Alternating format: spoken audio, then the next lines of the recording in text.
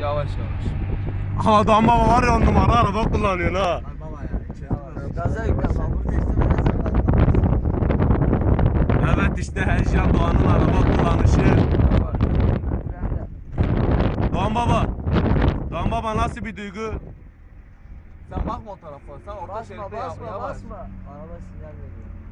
Amına kodumun arabası neresi sürüyor bizi? Sikerim. Basma. Gaza basma. İşte Doğan baba otobanda arabaları geçerken. Valla şöyle kırsan. Doğan baba otobanda arabaları Dur geçerken. bekle bu da acemi o da acemi. He yavaş. Basma devrece bas. Doğan baba. Senin aklına gitti ha. Devrece bas. Ayağını Doğan bırak. baba nasıl bir duygu? Aa bak. Ya bırak videoyu Özkan abi. Arap dur amını sikeceğim ya. Oğlum var ya. Adam frene bas yavaş. Yavaş yavaş. Yavaş yavaş. Dizden basma yavaş. Ayağını frenden çek. Devreci kökle. Devreci kök. ya. Bak. Bak sen öyle gidiyorsun ya. Bir oradan bir gelse bir koyar bize. Adam. Doğan baba çok hızlı kullanıyor ha. Uçuyoruz oğlum ya. Ha Doğan baba. Baba seni 1900 bilmem ne. He. Özkan ya. Sen de bize taşak yapıyorsun. Doğan baba nasıl bir duygu Allah'ını? Yavaş. Ayağını devrecden kaldır. Bak. Kaldırayım. Kaldır. Kaldır Kaldırdım. frenden. Tamam. Abi böyle az bir şey bas. Yavaş. Frene bas.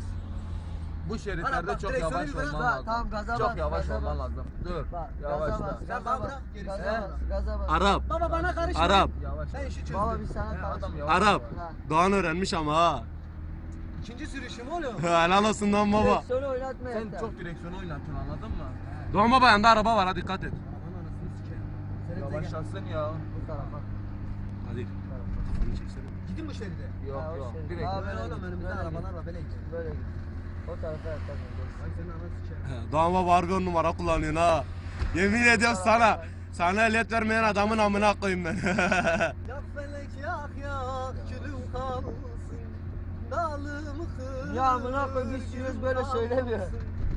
Bir kere güldür yüzümü. Ya hey! Ölüme bir günüm kalsın.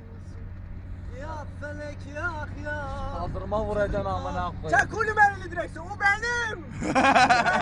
Bunu eve götüreceğim var ya. Gazı biraz bırak. Oo, Doğan baba nasıl bir otobanda Bak, gidiyor? Gelecek Tamam. kökten.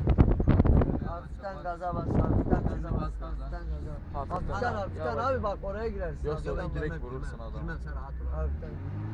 Doğan bunlar da seni acemi sanıyor ha. He ya. Gaza o kadar yüklenme. Doğan baba böyle bir şarkı söyle de öyle gidelim ya. Ha böyle git. böyle Doğan. git. Orta şeritten. He?